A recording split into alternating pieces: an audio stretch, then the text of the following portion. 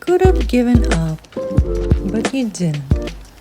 You could have stopped believing, but you didn't. You could have kept living their expectations, but you decided to make this life your own. And in turn, you're here.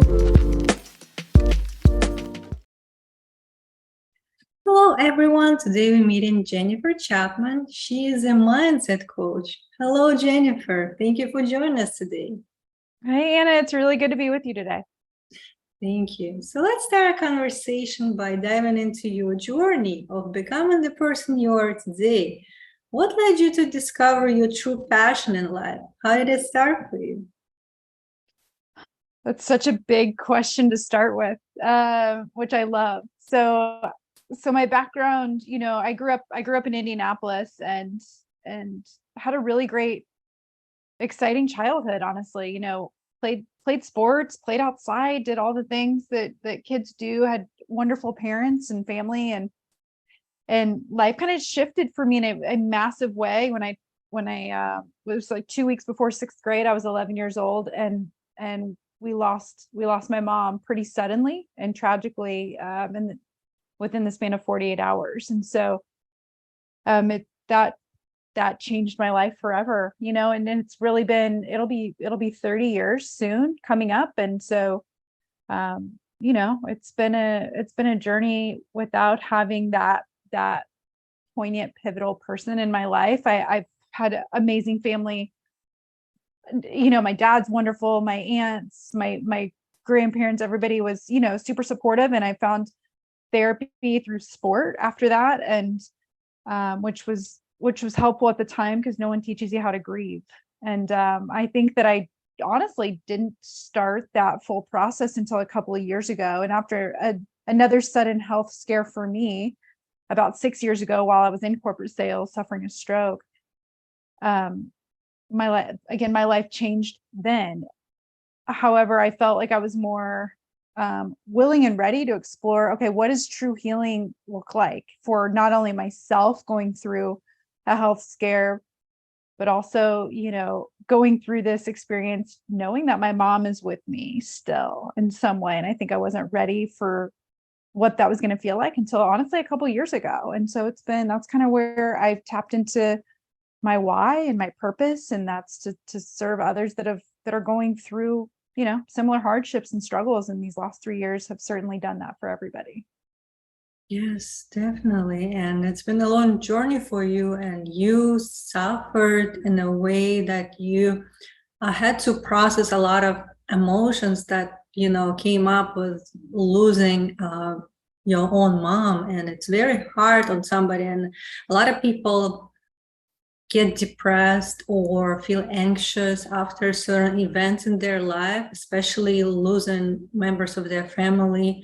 And it's hard to really go through that experience and become better or become stronger on the other side. And with a lot of practitioners nowadays that help people to deal and manage those emotions and process them in a healthy setting, it helps really to start the healing process, because we should understand it's not only about us. Before, when we heal ourselves, it also reflects into our interaction with other people as well, and it's a ripple effect. But we first have to start with understanding why we're feeling this way and how we can release that, how we can start the healing process. So what was the first step for you to reach out and to start that healing process for yourself? And what would you suggest those who are going through the same experience should be beneficial for them to start looking into, and what could help them to go through that process? Yeah, I think that it was, for me, about 18 months after my stroke. I had gone back to corporate sales, and I was really struggling mentally and emotionally, and at the time didn't really know why. Obviously, to be able to reflect back now, I do. I just couldn't understand, why am I crying all the time? I cannot stop.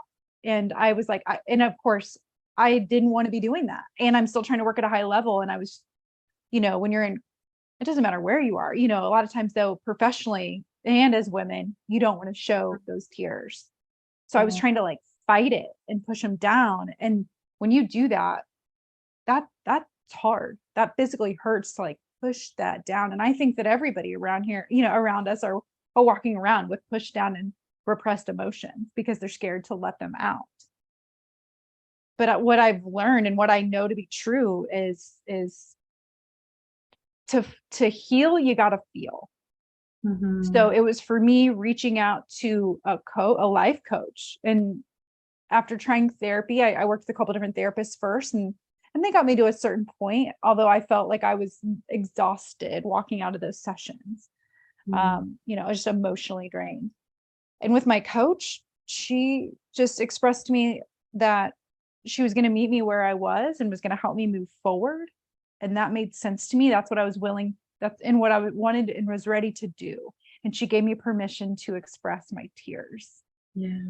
I no longer had to apologize for crying. She was like, that's just your body's way of releasing stuck energy. And I was like, okay, that felt good for me, to not have to apologize for that. And so that's what I would share with your audience, that feels like that's what they're doing, is pushing them down and fighting it and resisting it. That's going to do more damage for you than actually giving yourself the permission to release the sadness, the grief, the frustration, whatever emotion that is for you. You're meant to feel that. And it actually doesn't take that long for it to move through your body, 90 seconds, and it will make you feel better. And so that's just a message I would want to share, is giving yourself permission to feel. Yes. And a lot of times we are scared to let ourselves feel that emotion because we think it's something that we should be escaping from. That's why we're looking into different, substances or addictions nowadays to escape that present moment and to let ourselves feel it. But the more we do it, like you said, it's just going to go through your body and just pass through, and it's going to have less of a power over you. And you won't be able, and you won't be scared anymore of feeling that, because you would know that there's nothing to be scared of. Once you feel it, you're going to start feeling better each time you trigger, because a lot of times in the situation with interaction with other people, we've been triggered. And like you said, we don't know why we're feeling this way. So something inside of us being triggered and reminded us of some event that happened in the past. And it's because we didn't release it. That's why it's coming up each time. But once we let ourselves feel and let it go, it won't be coming up as the same anymore. And we're going to feel that freedom. We're going to feel that nothing could trigger us. And I think it just starts the healing process. And really, like, we need to understand that it's not weakness to ask for help. If it's hard for you to process those emotions on your own, like I said, a lot of practitioners, coaches, therapists that could hold that safe space for you, and that you're not being judged. You have that opportunity to speak up everything that's on your mind, and then you will see how you're going to start feeling better each time. And then maybe you will be quick with the certain tools to do it on your own as well, because that's the whole purpose. It's not that you're going to be dependent on that person, but that person really empowers you. Now you know what to do, don't you think? Oh, 100%, 100%. Of course, it was, I worked with my coach for about 8 months, and it was, there was a part of me that was like sad that our work was done, if you will. And she's my mentor to this day, and a dear friend. And we're we're partnering on a couple of things, which is so exciting. But it was, you know, but I also knew that I could do this on my own without her. And that's what I want to empower your audience to know. That it's okay to ask for help. It's a strength to do that. It's a strength to be vulnerable, no matter what you've been taught or trained to believe before. And it's like, you know, when you've gone through, you know, grief or hardship or health scare or struggle, that, you know, the old school phrase was time will heal. Yeah. No, it doesn't. It doesn't if you don't do the work. You cannot, you know, right? It's been 30 years since I lost my mom. But I've certainly met people and people close to me that still are, you know, struggle with that because they haven't done any work to know how to move through that and to, you know, to move forward with her. That's another old phrase is, you know, when you're told to move on, like you think that you're going to move on from. And it's like, it's so much more accepting to want to know that you can move forward with this and knowing how to do that. It's very therapeutic to you know, find the support that you need, whether it's a therapist or a coach or a church, you know, that you go to, or just a group of people that have been where you are, you know, whatever support group that looks like for you. Find that. Everybody needs somebody. Who can that person be for you? You're not meant to do it alone, right? None of us are meant to do this life alone. Although women are just more open to tell me, I'm going to guess that men do too, right? Think that they're alone. And it just can feel so isolating. It's not meant to. So it's a strength to ask for help. Definitely. Like you said, a lot of people feel that they're the only ones struggling with this issue or the situation, but it's not true. Once you start talking to someone, you realize you're not the only one. Actually, like a lot of people going through the same thing, and you see their stories and how they accomplished, how they made it to the other side, and what their life looks like now after they done the work. And that's actually encouraging for you to know that you can do it too. You know, different in that sense. So you, with your willingness to change, with your permission to feel, you're gonna start just changing automatically. Like there is no way to not getting better once you start the process, but it has to start with your own decision to help yourself. I think it also comes back to our own self-love and self-care, because if we don't prioritize our mental and physical health, no matter what we do, we're gonna push it away. We're gonna put it you know, on the back seat, and it wouldn't be something of importance for us to even start looking into. And like I said, nowadays we have a lot of distraction, and people start getting into different type of addiction, even work. Some people start working too much to avoid just this time where they can sit still and feel, you know, to reflect on what's going on in their life. So with us not making it a priority, not knowing that this is something of importance, and it actually starts the foundation of a happy and healthy life, not just for you, but for people around you. It's like a ripple effect.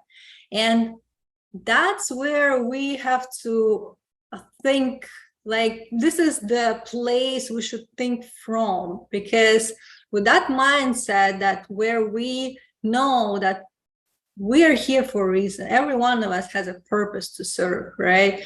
And first we need to heal. We need to give ourselves the best care possible in order to be that best version and to serve others in a better way. But it starts with us. And I know that a lot of people, you know, they would like to know what kind of habits they would integrate in their life that could start helping them to be aware of what's going on in their mind. What did you find for yourself that is beneficial to really be present, to allow yourself feel and catch your negative thinking pattern in the moment, to really know that this is not healthy for me, or this is not how it should be, and I'm the one who can disrupt it and take control over my life? What would be the good practice for people to integrate in their daily life that could help them with that? Such a good question. And I will say that, you know, I I will share a couple of simple tools, but nothing that's simple is easy, right? And so what I know to be true is, I started when I worked with my coach 5 years ago, I started a gratitude practice. And at the time, 5 years ago, I would generalize it.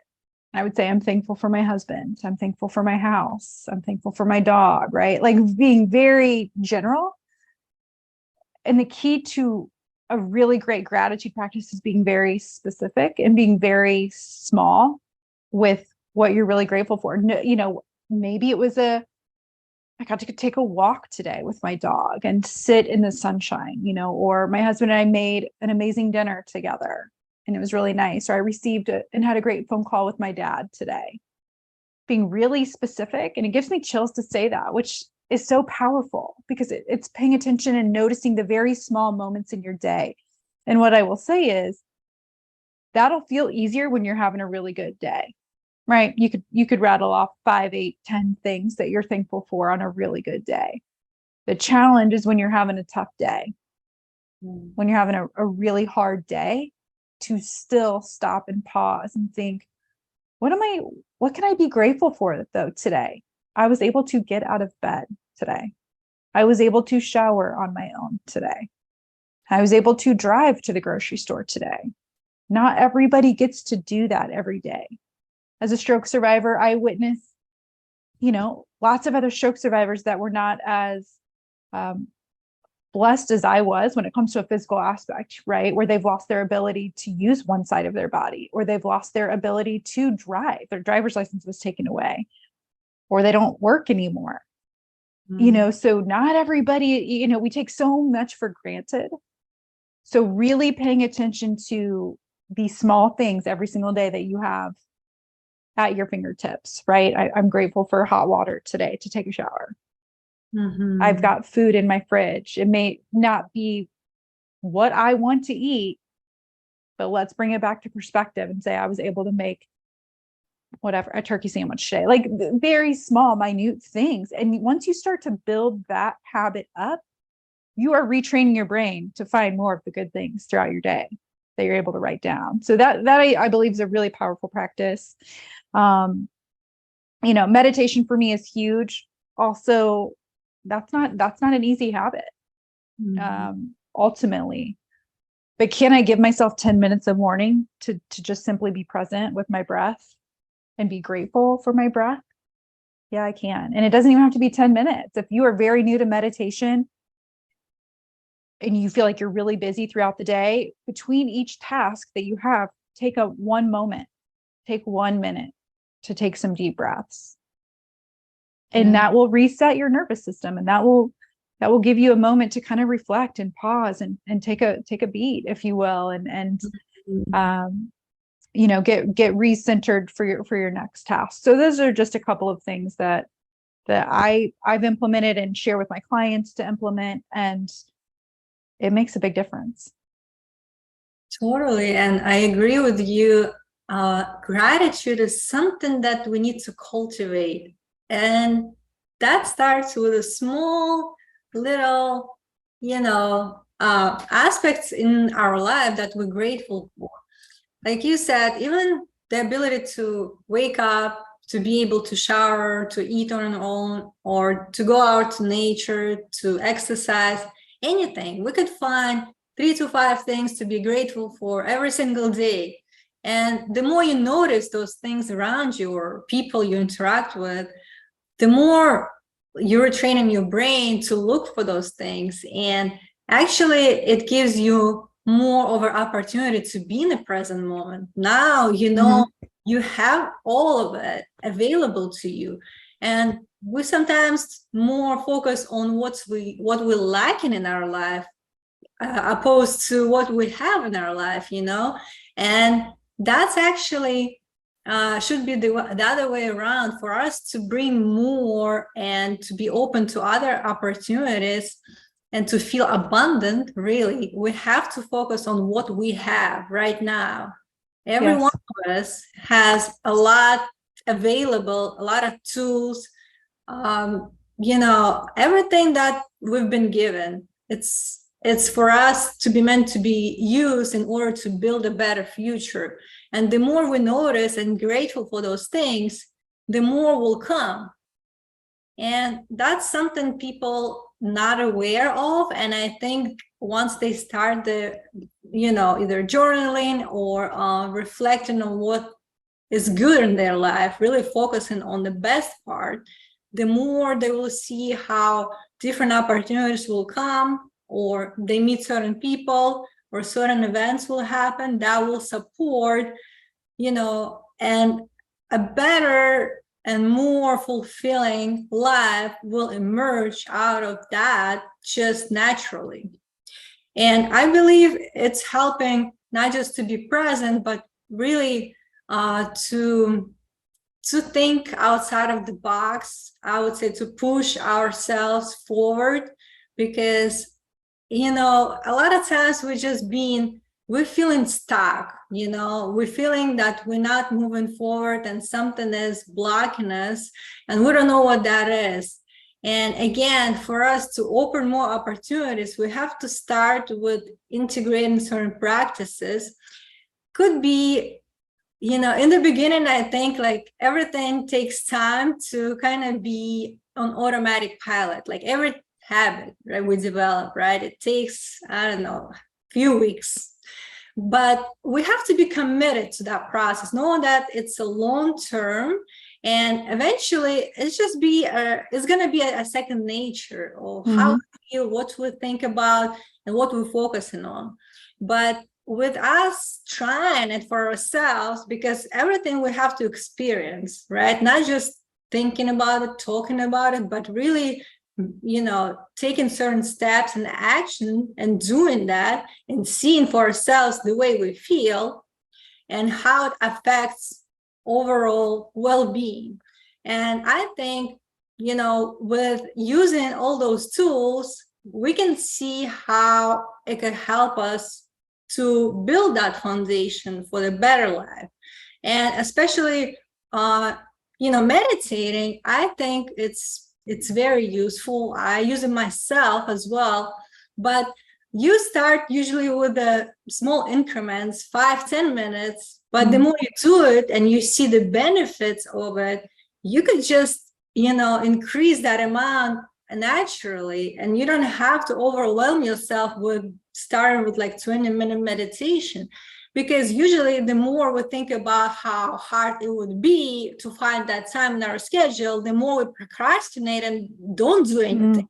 I think it's better to break it up in like very small pieces, because to find 5 minutes, you know, it's possible for everyone. And nothing you can tell me that you're too busy for 5 minutes. Every one of us can just stop, breathe, and reset.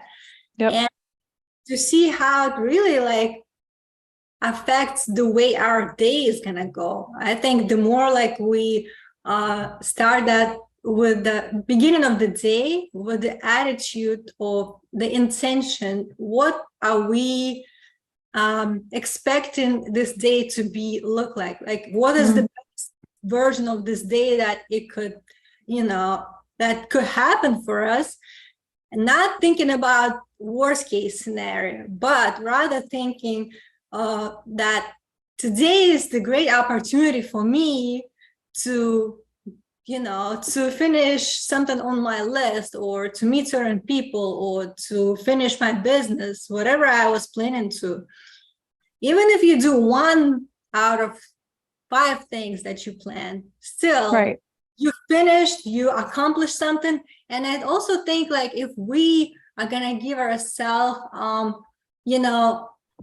of like to be reflecting of what we accomplished and the small wins, right? It also encourages us and gives us more confidence to try again and to see if we can do more. And all those pieces, all of them, I think they're important. And if we just think about being better 1% every single day, it's like a compound effect. We could be in a totally different life a year from today, let's say. We always underestimate what could be done during that time. What are your thoughts on that? Well said.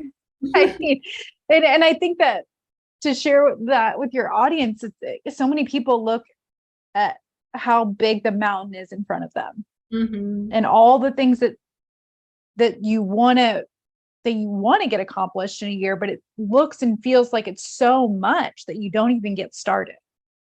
So to your point, I think it's John Gordon that has a book that's called 1% better. And I learned that first when I was in corporate sales a few years ago. Our sales manager would always remind us, can you be 1% better today than you were yesterday? And I understood that at a certain level, right? More professionally, but it really took effect for me when it came to my physical, mental, and emotional recovery and rehab and health through the 6-year journey that I've been on when it comes to my stroke. Was like, just be 1% better. Can I do that? Yes, I can. And it's making that decision, and it's making that choice. And I think a lot of people think that some of these choices are hard, so they don't do anything. And it's like, was that the harder choice? It may have been easy in that moment, but when you say no to the hard choices day after day, you're creating a harder life. Yeah. Versus if you make a hard choice in that moment each and every day, that's going to lead to an easier life down the road. And actually, you are helping yourself with showing the evidence that you can. That's right. I think we have that certain belief that we cannot accomplish something because, again, we have the social media, we have all those successes of people, and we see in the end result, or maybe a long journey of 10 years to come into that point, but nobody sees the behind the scene work, right?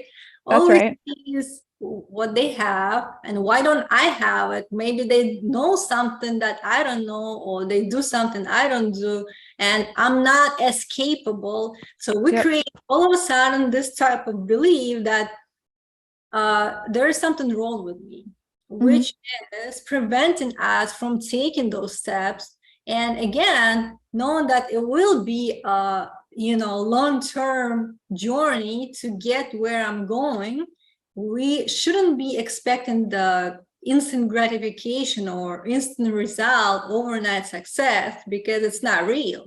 It's just That's right. That's it. You just need to accept the fact that it took them time, and it's gonna take you time. Maybe it's a different timeline, different struggle, but again, we all need to go through those steps in order to get there. But we also have to enjoy the process. It's not about coming to this place, but how are you having fun along the way, right? Are you doing what you love doing? Is it something that inspires you? It's hard for people to find their passion in life. And sometimes they stuck in 9 to 5 working for somebody. They feel like, they struggle. They don't feel accomplished or fulfilled. And they're always searching for something, but they don't know how to start, what to do. And to find that, piece of a puzzle, they need to feel that joy and, passion about something that they're doing.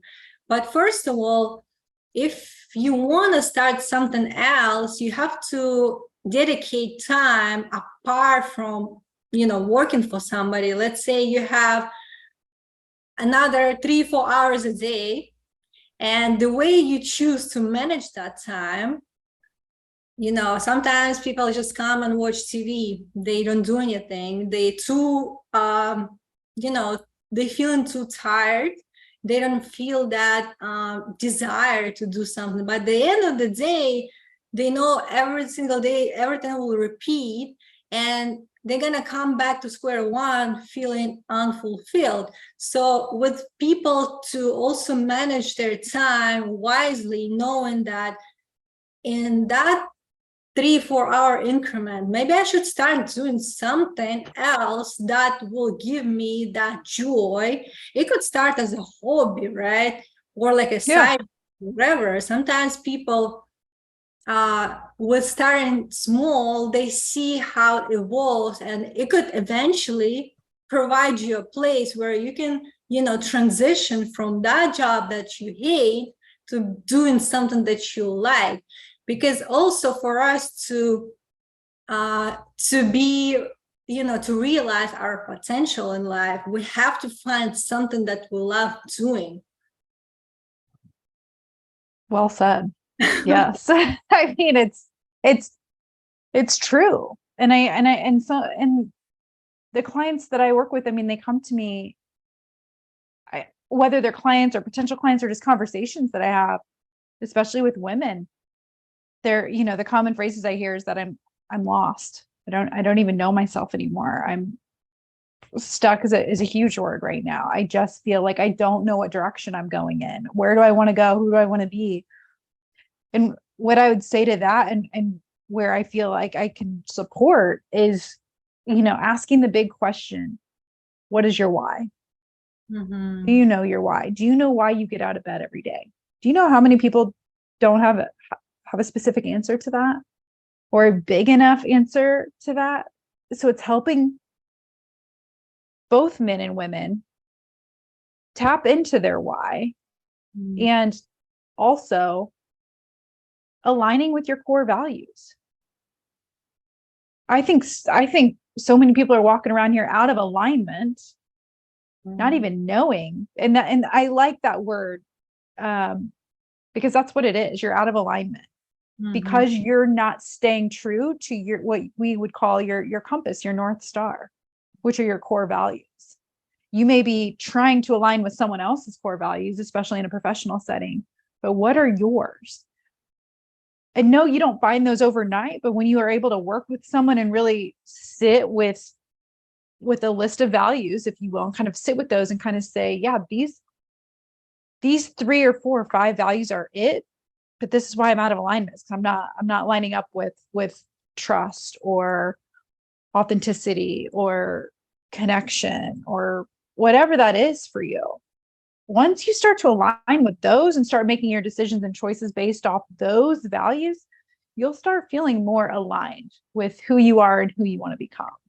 Mm-hmm. Definitely. And I think that's something that every one of us should come to, and that place would be, different from what we're experiencing when we're not fulfilled. Because once we're aligned with all the values, and we're just being true to who we are, and not trying to impress anybody, to think about like what people would think of us, but just acting from a place where we know that this is who I am, and it's natural for me to make that decision, and everything is aligned with my core values. And it's just becoming easier to create something and to serve others as well, because you believe in what you are doing, in what value it provides to people. And again, like, people feel it, it's all about like the energy that you're sending when you are truly aligned and feeling inspired and joyful. It's just radiating from you, and it's contagious, and people read that energy. And it's easy to deliver the message, and it's more powerful this way when you are being who you're meant to be. Yep, that's And right. And when you said energy, like whatever energy you're projecting out, that's the energy that's going to come back to you. yeah. So if you're projecting stuck energy, lost energy, depleted energy, negative energy, that's exactly who you're going to attract into your life. So if you want something different, it starts with you, just like you said. And that's how I developed my coaching program. It's all about mastery of self, coming back to self-awareness, self-acceptance, self-love, self-forgiveness. It's all about self. You cannot go seek it outside of yourself. You will never find it. It's all within you. And whatever you want is also within you. Mm-hmm. It may just be hidden right under the anxiety or the depression or the frustration or the lostness, but it's really my small group program, it's called Reignite Your Soul, because I want women to, I want their souls to feel lit. Yeah. I want them to feel on fire. I want them to feel that that's within them. We're starting to get there. It's very powerful to witness, the aha moments that women have, just because it was hidden or buried. Yes, so powerful. And it's actually, it's a gift that we can give to ourselves to rediscover who we are, to give ourselves that empowerment and to live from that place, and we don't have to apologize for anything. We just need to embrace it. We need to know that it's ours, just because we're here and we are we have that self-acceptance, self-love, and we are meant to live life, in love. And from that place, we can create more, not just for ourselves, but for others as well. And that's a beautiful life that we can create. And I think for those who are interested to learn more about your program, how they can find you online. Yeah, thank you so much. Yeah, I'm on Facebook and I'm on Instagram. Instagram for me, after I got hacked last year, it was kind of like, okay, do I have the energy to kind of build back up that audience right now? That's not priority one for me. I do a lot of content, and I'm on LinkedIn quite a bit, both as a professional coach and speaker, and enjoy working with leaders, both men and women, that find value and from the type of coaching that I do for themselves and their teams. And because at the end of the day, I tell people, whether I'm speaking to, I don't care what group I'm speaking to, right? I don't care if it's a group of CEOs, presidents, supervisors, HR professionals. We're all human beings at the end of the day. So my message and what I share and the workshops I host and what I talk about, it's all meant to bring value to your life.